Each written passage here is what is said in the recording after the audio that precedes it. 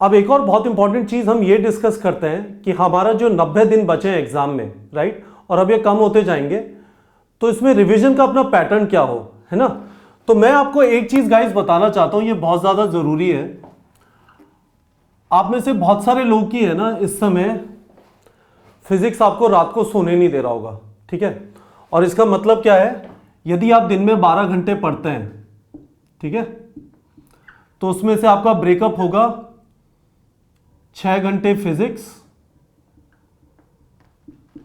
ठीक है,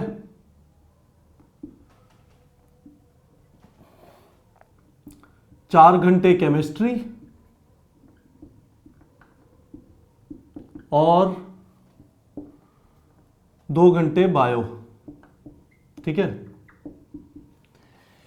ये जो है ना, इसका जो ब्रेकअप है, ये 12 घंटे जो आप पढ़ रहे हैं, यदि आपका ऐसा ब्रेकअप है, और मुझे लगता है कि बहुत सारे नीट के बच्चों का इस समय पे जब वो रिवीजन कर रहे होंगे तो यही होगा, फिजिक्स उसकी जान खाए हुए होगा, रोटेशन मोशन पे क्वेश्चन किए जा रहे होंगे और कॉन्फिडेंस आ नहीं रहा होगा, ठीक है। मैं आपको ये कहना चाहता हूं गाइस, गवर्नमेंट कॉलेज में सिलेक्शन बिना बायो में कम से कम, जनरल कैटेगरी की बात कर रहा हूं, SC ST आप अपने हिसाब से उसे थोड़ा करेक्ट कर लीजिएगा, गवर्नमेंट कॉलेज में सिलेक्शन बिना 82 out of 90 marks, 82 out of 90 correct questions के नहीं होगा। इससे 320 नंबर आते हैं, यही आपको 550 के पार पहुंचाएगा। और हर बच्चा जिसे बायो आसान लगता है, हम अपनी टेस्ट सीरीज में देखते हैं, सारे क्वेश्चन NCERT से डाले हुए, 200 सवा 200 से ज्यादा बायो में नहीं आते। बहुत सारे लोग के 200 सवा 200 से ज्यादा आएंगे, के आसपास आएंगे, पर 300 के ऊपर और खासकर 320 plus, that is the magic number, उसमें बहुत कम लोग के आते हैं, क्योंकि उसके लिए रियल अंडरस्टैंडिंग चाहिए होता है, ठीक है। तो मैं आपको यह रेकमेंड कर रहा हूं, मैं आपको यह कह रहा हूं कि इसको प्लीज ये ना करें, ठीक है।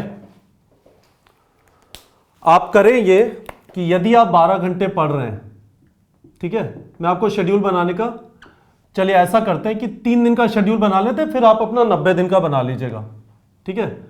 तो आप क्या करें, 12 घंटे लें, ठीक है, और आपने क्या किया, लेट्स से आज डे 1 है, डे 2 है, डे 3 है, और 90 दिन के बाद 91वें दिन नीट है, लेट्स से, ठीक है। तो डे 1 पे, ठीक है, आप पढ़े बायोलॉजिकल क्लासिफिकेशन, लेट्स से, ठीक है, या आपको कहोगे सर बायोलॉजिकल क्लासिफिकेशन 2-3 आते हैं, बड़ा चैप्टर लेते हैं, ठीक है, मॉर्फोलॉजी ऑफ फ्लावरिंग प्लांट्स, तो आप एक तो पढ़े मॉर्फोलॉजी, ठीक है, और इसको पढ़े 6 घंटे, और इसके साथ आप पढ़े लेट्स से फ्लूइड मैकेनिक्स, ठीक है, इसको भी पढ़े 6 घंटे। दूसरे दिन भी मॉर्फोलॉजी पढ़े और खत्म करें, ठीक है, 6 घंटे प्लस फ्लूइड मैकेनिक्स 6 घंटे, फ्लूइड मैकेनिक्स को भी खत्म करें, ठीक है। अब गाइस देखिए क्या हो रहा है, आपने यहां पे फिनिश 2 चैप्टर्स, तो हम रूल बना लेते हैं, 2 चैप्टर्स इन 2 डेज, और उसमें से इन 2 चैप्टर्स में से एटलीस्ट क्या 1 बायो, एक बायो का होना ही चाहिए, ठीक है, एंड 1 फिजिक्स और केमिस्ट्री। हमेशा हर रोज बायो पढ़ना है 50% ऑफ द टाइम, और 50% ऑफ द टाइम केमिस्ट्री या फिजिक्स का चैप्टर ले ले। तो हमने क्या किया, 2 दिन में मॉर्फोलॉजी खत्म किया, 2 दिन में फ्लूइड मैकेनिक्स भी खत्म कर लिया। आपके पास 90 दिन है, 97 चैप्टर है, रिवीजन हो जाएगा। और रिवीजन का हमारा तरीका जो मैंने आपको बताया था, ठीक है, उसको हम ध्यान रखेंगे। तो पहले इस चीज को बता देता हूं, यदि 12 घंटे की बात है, 6 घंटे बायो पढ़ेंगे और 6 घंटे फिजिक्स या केमिस्ट्री, तीनों सब्जेक्ट को एक दिन में पढ़ने की कोशिश मत करिए, दिमाग में एकदम खतरनाक वाली खिचड़ी बन जाएगी, ठीक है। तो एक चैप्टर पकड़ लीजिए, उसे 2 दिन पढ़िए बायो का, और उसके साथ 2 दिन फिजिक्स का कर लीजिए। इतने टाइम में आपका रिवीजन अच्छी तरह से हो जाएगा, चैप्टर खत्म। उसके बाद 2-3 दिन पहले एग्जाम के एक बार क्विक रिवीजन कर लेना। पढ़ने का तरीका वही होगा, एनसीईआरटी का बुक पढ़ेंगे, ठीक है। यदि आप किसी कोचिंग वगैरह गए तो अपने नोट्स खोल लीजिए, ठीक है। और यदि आपने नीट प्रेप के वीडियो से पढ़ रहे हैं तो नीट प्रेप के वीडियो देखेंगे, ठीक है, और उसके साथ नोट्स लेंगे, ठीक है गाइस। और यदि आप ऑलरेडी वीडियो देख चुके हैं तो वापस देखने की जरूरत नहीं है, फिर सिर्फ नोट्स पे रहिए।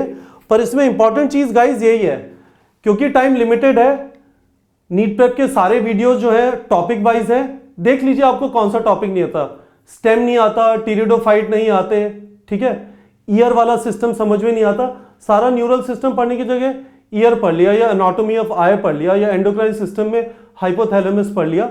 फोकस करिए और उन एरियाज पे फोकस करिए जो वीक है, और उसके बाद जो वीक एरिया है उनके उठा के 100 क्वेश्चन कर लिए। हमारी सीक्वेंस हमेशा ये रहेगी, एनसीईआरटी, नीट प्रेप का वीडियो, नोट्स ले चुके हैं तो वापस वीडियो मत देखिए, वीडियो सिर्फ वही देखिए टॉपिक वाइज जिनमें आपको डिफिकल्टी हो रही है, और उसके बाद 100 क्वेश्चन कर लीजिए। शेड्यूल हमारा ऐसा हो गया, मैं डे 3 और डे 4 और बना देता हूं जिससे आपको कंफ्यूजन ना हो। चलिए डे 4 हमने कहा कि हम एंडोक्राइन सिस्टम करेंगे, ठीक है, और उसके साथ ये 6 घंटे, और उसके साथ हम करेंगे कोऑर्डिनेशन कंपाउंड केमिस्ट्री का, ठीक है, ये भी आपने 6 घंटे।